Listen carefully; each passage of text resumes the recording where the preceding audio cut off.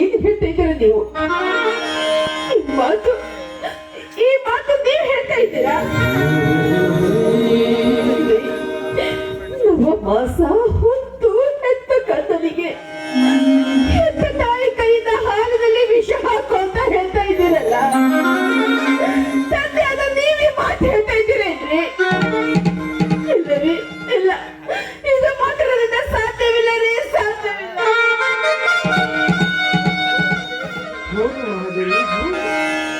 ನೀನು 9 ತಿಂಗಳು ಹೆತ್ತು ಹೊತ್ತು ಎದೆ ಹಾಲು ಕೊಟ್ಟು ಸುತ್ತು ಮಾಡಿ ಉಳಿಸಿದ ನಿನ್ನ ಹೆತ್ತ ಕರುಳಿನ ಕೊರಗು ನನಗೆ ಗೊತ್ತು. ಆದರೆ ವಿಧಿ ವಿಲಾಸ ದುರಂತದಲ್ಲಿ ಹೆತ್ತ ಮಗನನ್ನು ಬಲಿ ತೆಗೆದುಕೊಳ್ಳುವ ಕರ್ಮ ಹೆತ್ತವರ ಹಣೆ ಬರದಲ್ಲಿ ಆ ಬ್ರಹ್ಮ ಬರೆದಿರುವಾಗ ತಪ್ಪಿಸಲು ಯಾರಿಂದಲೂ ಸಾಧ್ಯವಿಲ್ಲ ಮಹಾದೇವಿ, ಯಾರಿಂದಲೂ ಸಾಧ್ಯ.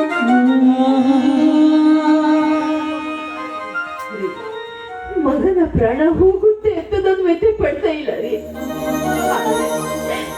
ಈ ಜಗತ್ತಿನಲ್ಲಿ ಯಾವ ತಾಯಿ ಆದ್ರೂ ತನ್ನ ಹೆತ್ತ ಮಗನಿಗೆ ಹಾಲಿನಲ್ಲಿ ವಿಷ ಹಾಕಿ ಕುಡಿಸಿದುಂಟೆ? ಯಾಕಿಲ್ಲ ಮಹಾದೇವಿ? ದೈವ ಪರೀಕ್ಷಿಸಲು ನಿಂತಾಗ ಆ ಭಕ್ತ ಸಿರಿಯಾನ ಹೆಂಡತಿ ಚಂದ್ರಮತಿ ತನ್ನ ಮಗನನ್ನು ಬಲಿ ಕೊಡಲಿಲ್ಲವೇ? ಬಾಲಚಂದ್ರನ ಹೆಂಡತಿ ಅನಸೂಯ ಗಂಡನ ಮಾತಿಗೆ ತನ್ನ ಮಗನನ್ನೇ ಬಲಿ ಕೊಡಲಿಲ್ಲವೇ? ಅದರಂತೆ ನಮ್ಮ ಮನೆತನದ ಮಾನ ಕಳೆಯಲು ಮುಂದಾದ ನಿನ್ನ ಮಗನ ಪ್ರಾಣ ನಿನ್ನ ಬಲಿ ತೆಗೆದುಕೊಳ್ಳಲಿದೆ. ನೋಡು ಮಾದೇವಿ, ಮಾನವಂತ ಮಾನವರಿಗೆ ಒಬ್ಬ ಕವಿ ಒಂದು ಮಾತು ಹೇಳಿದ್ದಾನೆ. ಹೇಳಲೆ ನೋಡು, ಪ್ರಾಣ ಹೋದರೂ ಮಾನ ಬೇಕು. ಏನ್ ಹೇಳು? ಪ್ರಾಣ ಹೋದರೂ ಮಾನ ಬೇಕು ಎಂಬ ಕವಿಯ ಮಾತನ್ನು ಮರೆಯದು ಮಹಾದೇವಿ. ನೋಡು, ನನಗೆ ಹೆಚ್ಚಿಗೆ ಮಾತನಾಡುವ ಅಭ್ಯಾಸವಿಲ್ಲ. ಈಗ ಒಂದೇ ಮಾತು. ಯಾವ ಮಾತು? ನಿನಗೆ ನೀ ಹೆತ್ತ ಮಗ ಬೇಕೋ ಅಥವಾ ಈ ನಿನ್ನ ಕೊರಳಲ್ಲಿರುವ ಮಾಂಗಲ್ಯ ಬೇಕೋ? ಹೇಳು, ಯಾವುದು ಬೇಕು ನಿನಗೆ?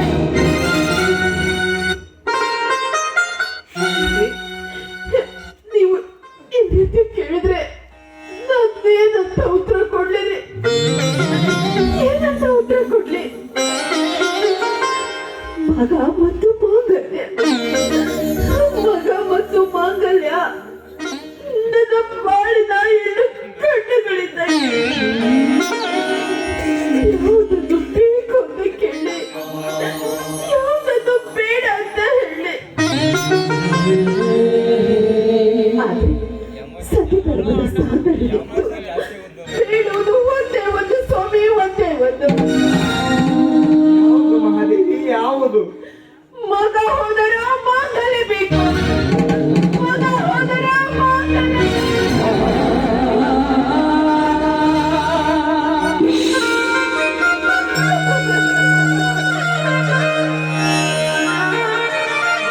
ನಿಜವಾದ ಮಾತನ್ನೇ ಮಾತನಾಡಿದ್ದೀವಿ ಮಹಾದೇವಿ, ಒಂದು ಹೆಣ್ಣಿನ ಸ್ಥಾನದಲ್ಲಿ. ನೋಡು ಮಹಾದೇವಿ, ಈಗ ಮಹಾಂತೇಶ ಮನೆಗೆ ಬರುವ ಸಮಯ. ಹೆತ್ತ ತಾಯಿಯ ಕೈಯಿಂದ ಹಾಲು ಕುಡಿಯಬೇಕೆಂಬ ಹಂಬಲ ಅವನ ಮನದಲ್ಲಿ ತುಂಬಿಕೊಂಡಿರುತ್ತದೆ. ನೀ ಕೊಡುವ ಈ ಹಾಲಿನಲ್ಲಿ ನಿನ್ನ ಕೈಯಾರೆ ನೀನೇ ವಿಷ ಹಾಕಿ ಕೊಲೆ ಮಾಡು.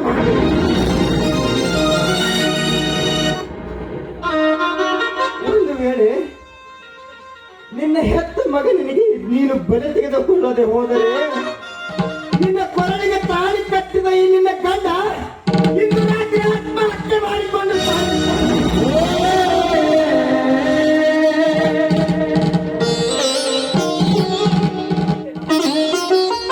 ಒಂದು ವೇಳೆ ಇಬ್ಬರನ್ನು ಉಳಿಸಿ ನೀನು ಸತ್ತರೆ ನಿನಗೆ ನಾಡಿಯಾಗಿದೆ ಮಹಾದೇವಿ.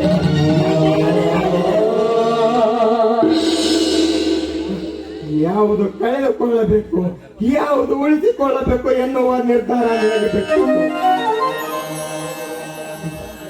ನೋಡು ಮಾದೇವಿ, ನಾನು ಮರಳಿ ಮನೆಗೆ ಬರುವಷ್ಟರಲ್ಲಿ ನಿನ್ನ ಮಗ ಮನೆಯಲ್ಲಿ ಇರಬಾರದು ಮಾದೇವಿ, ನಿನ್ನ ಮಗ ಮನೆಯಲ್ಲಿ ಇರಬಾರದು.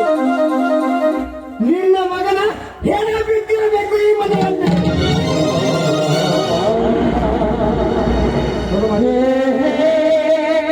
ತೆಗೆದುಕೋ ಮಹಾದೇವಿ, ಈ ವಿಷಯದ ಬಾಟಲನ್ನು ತೆಗೆದುಕೋ. ಈಗ ನಿನ್ನ ಮಗ ಬರುವ ಸಮಯ, ಅವನಿಗೆ ಇದನ್ನು ಹಾಕಿ ಕುಡಿಸಿ ಬಿಡು ಮಹಾದೇವಿ, ಇದನ್ನು ಹಾಕಿ ಕುಡಿಸಿ.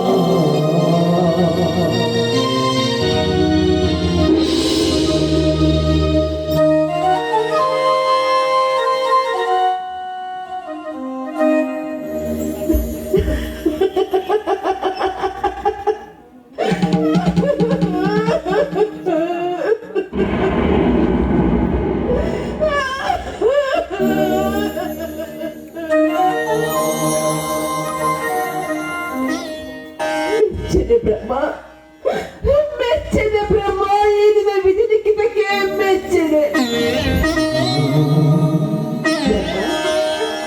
ಎಷ್ಟೊಂದು ವಿಚಿತ್ರವಾಗಿ ಸೃಷ್ಟಿಸಿದೀಯ ನನ್ನ ಜೀವನದ ನಾಟಕದ ಚರಿತ್ರೆಯನ್ನು. ಬಲ್ಲದವರು ಹೇಳಿರಬೇಕು, ಬರಹ ಬಲ್ಲದವರೆಂದು, ಬರಹ ಬಲ್ಲದವರೆಂದು.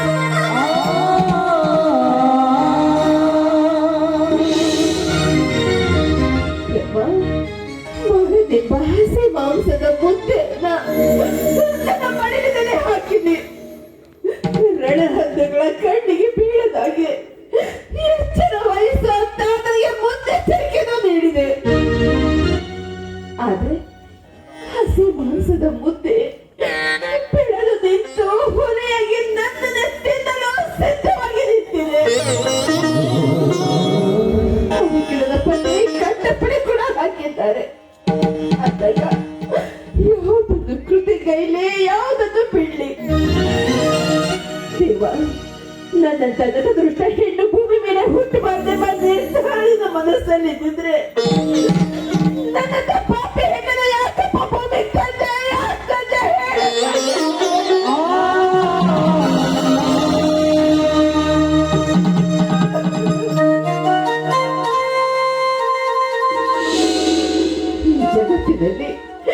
ಈ ಜಗತ್ತಿನಲ್ಲಿ ಹೆಣ್ಣಿಗೆ ಪವಿತ್ರವಾದ ಸ್ಥಾನವಿದೆ. ಅಂಥದ್ರಲ್ಲಿ ಹೆಣ್ಣು ಮಗನಿಗೆ ವಿಷ ಕೊಟ್ಟು ಪಾಪದ ಕಿರಣ ಹೊರಲಾರೆ ತಂದೆ, ಪಾಪದ ಕಿರಣ.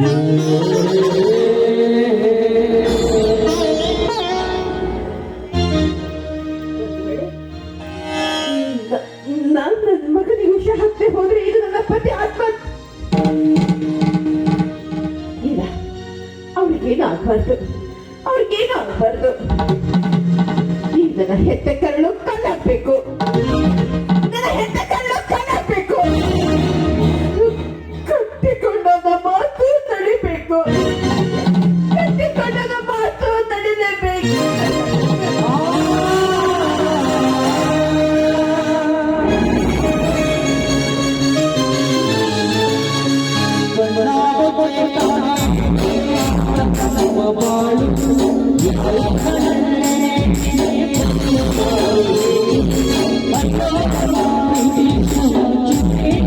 ನೀನು ದೇವರನ್ನದು ನಿಜವಾಗಿ ಇದ್ದಿದ್ರೆ ಇಂದು ಈ ವಿಷದ ಹಾಲು ಅಮೃತವಾಗ್ಲಿ, ವಿಷದ ಹಾಲು ಅಮೃತವಾಗ್ಲಿ.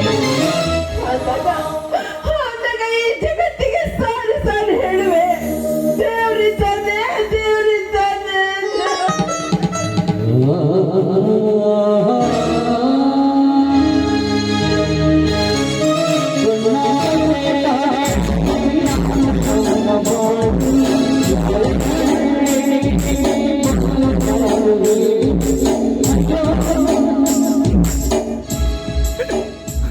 ಅಮ್ಮ, ಅಮ್ಮ, ನಾನು ಮನೆಗೆ ಬರುವ ಮುನ್ನವೇ ಕೈಯಲ್ಲಿ ಹಾಲಿನ ಗ್ಲಾಸು ಹಿಡಿದು ನಿಂತುಕೊಂಡಿರುವೆಯಲ್ಲಮ್ಮ.